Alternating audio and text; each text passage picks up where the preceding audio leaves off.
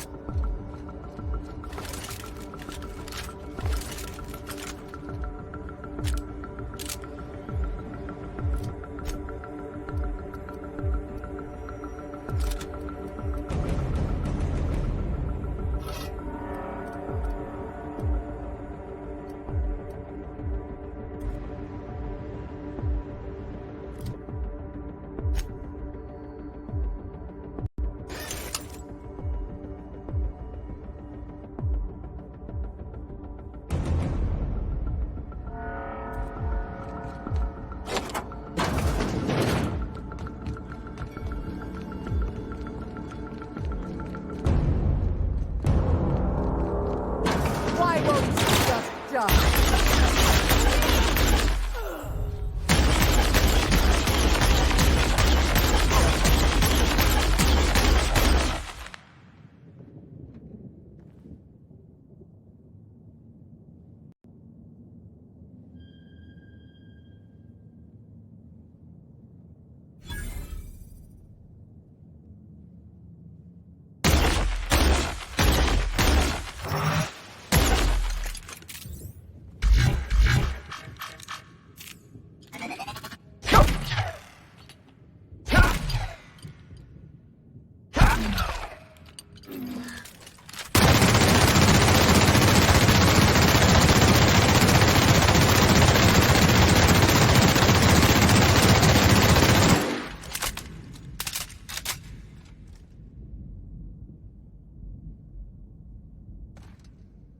Get me out of here!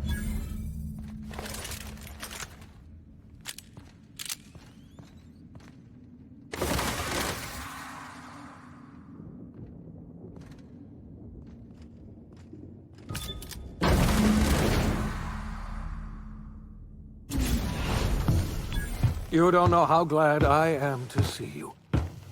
You did the right thing. Akande was a monster. Her death was much deserved, and long overdue. And you lunatic, you broke into the board's own fortress just to rescue one doddering old man.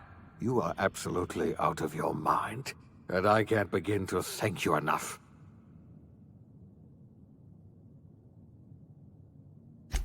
I'm all right, thanks to you. Akande wanted my cooperation. I'm quite sure she would have beaten it out of me if you hadn't arrived. You've broken the board's stranglehold on this colony, and you say you and I are going to have to work harder than ever to save Halcyon.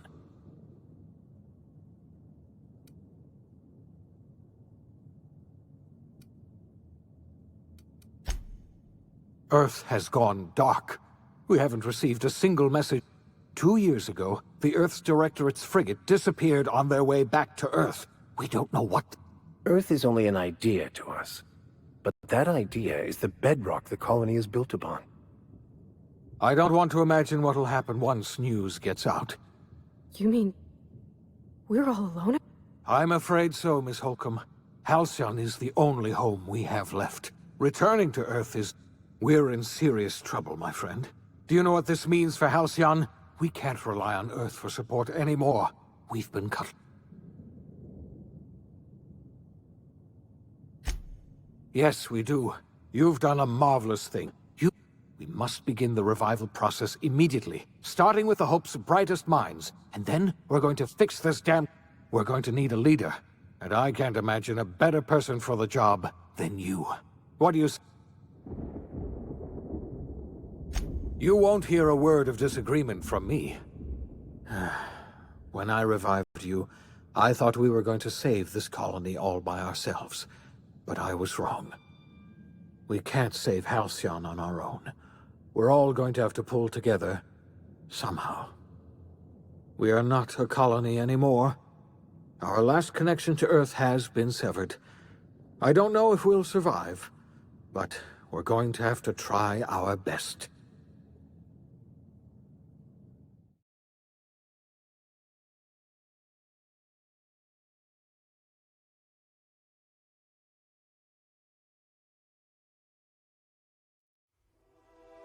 The OSI teaches that everything in the universe happens according to the grand plan. But the stranger that arrived in Halcyon was an unplanned variable. From the moment he landed in Emerald Vale, his actions altered the course of history. The events on Tartarus brought about the end of the board's authority. But the board's mistakes would haunt the colony for decades to come. The damage they left behind would require the work of a generation to repair. Dr. Phineas Wells began reviving a handful of the Hope's colonists, engineers, scientists, technicians, and intellectuals. They were among the brightest minds the Earth had ever sent out into the stars. The Hope scientists and engineers woke up in a colony descending headlong into total collapse. With no way to return to Earth, they had no choice but to band together and devote themselves to the cause of saving Halcyon. The people of Halcyon were nothing if not hardy. In the absence of the board's authority, many of the colony's settlements banded together with a single purpose in mind: survival. Life was especially hard in the years to come. Some towns dissolved by attrition and starvation, but most of them found a way to carry on. In the years to come, Halcyon was forced to reckon with its newfound freedom. The board was gone, and for better or worse, the colony was responsible for its own destiny. As the colony struggled to survive, the inspirational story of the iconoclasts spread like wildfire, and Graham was able to bring many of the smaller Terra-2 townships into the fold.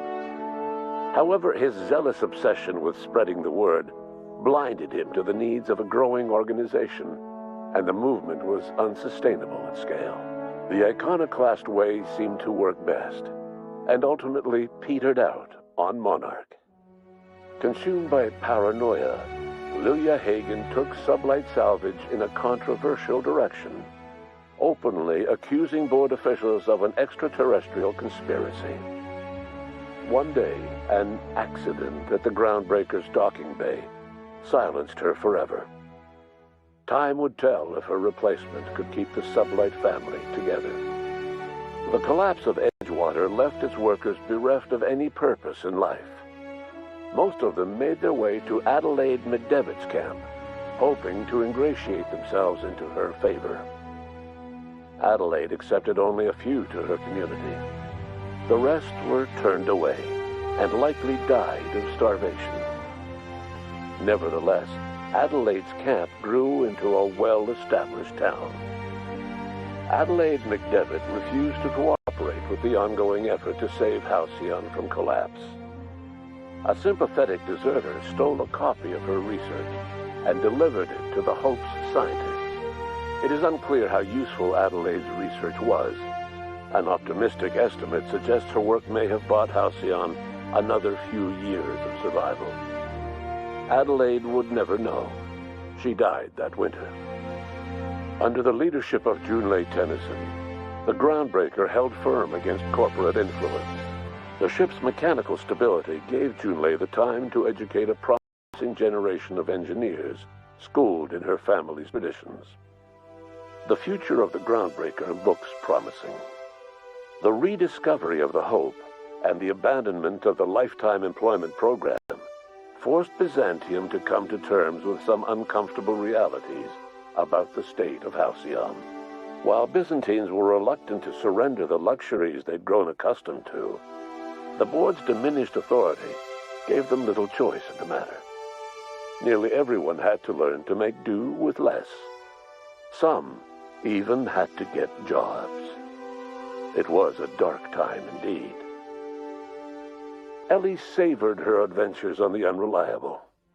Once they were done, she returned to life as usual, running missions of dubious legality, shunning respectable work, and living life to the fullest. She meant to reach out to her one-time captain, but she was always bad at keeping in touch. Life in Halcyon was sobering for Felix Millstone. The grand revolution he dreamed of never came. There was no great awakening for the colony, no celebrations in the streets. There was only the hard, desperate work of trying to repair a broken colony. Felix never had a head for numbers, but if there was labor to be done, he was there to help.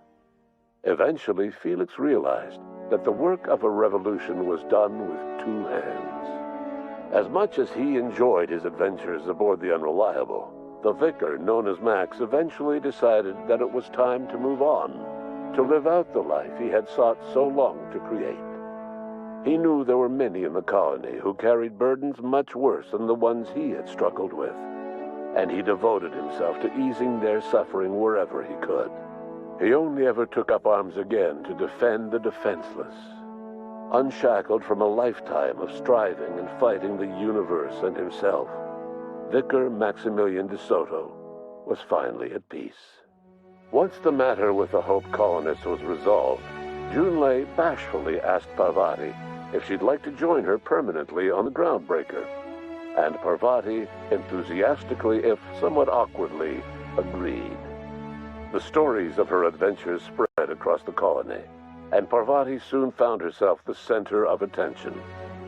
Having served as the engineer of a renowned spacecraft, tramp freighters and wildcat miners sought her out by name, and in no time, she was a fixture in the Groundbreaker's mechanical ecosystem. She and Junlei were never far apart. As hard as she tried to drink them away, Nyoka's memories eventually overcame her. Traveling with the crew served as a constant reminder of the family she'd lost, and so she eventually returned to Monarch to get back to what she found most comfortable: the deep end of a bottle and the far end of a trail.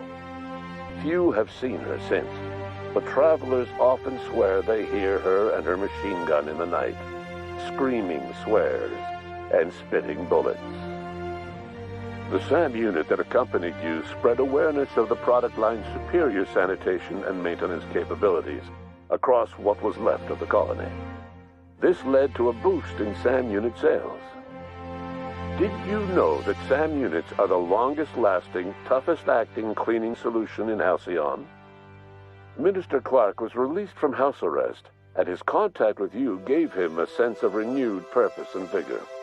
Once it became clear that no help would be coming from Earth, he threw his considerable efforts and talents into helping Halcyon manage the crisis before it. As for Dr. Phineas Wells, he spent his remaining years in his orbital lab. Though he was always haunted by the failures of his past, he was determined to make things right by building toward the future. Dr. Wells was able to revive many more scientists and engineers than he first expected, thanks to the additional batch of chemicals you stole from the Ministry. Wells never forgot about the human lives that were lost in acquiring these chemicals. The revival project was hard and painful work, but in the end, despite limited resources, over half the Hope's colonists were successfully revived. Even after Wells passed away, the Hope scientists and engineers worked night and day to pull Halcyon from the brink of collapse. Their efforts continue to this day, which may be reason enough for optimism. Dr. Wells laid the groundwork for the project to save the colony, but he would never live to see the fruits of his labor. He passed away a few years later. His work was carried on by the scientists and engineers he revived. Life will never be the same in Halcyon. It is widely agreed that the colony has a chance of stabilizing within a generation, owing to the hard work and determination of the surviving colonists. Recovery is a distant goal, and the path is long and uncertain. But the people of Halcyon carry on, determined as ever. And what about you, the unplanned variable in the history of Halcyon? You brought an end to the chaos on Tartarus, and proved yourself the most capable leader left in the colony. You administered the colony in your own image.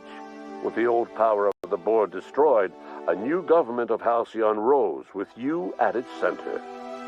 With your steady hand, you guided Halcyon through the turbulent years that were to follow, and helped ensure the survival of the colony until the end of your days.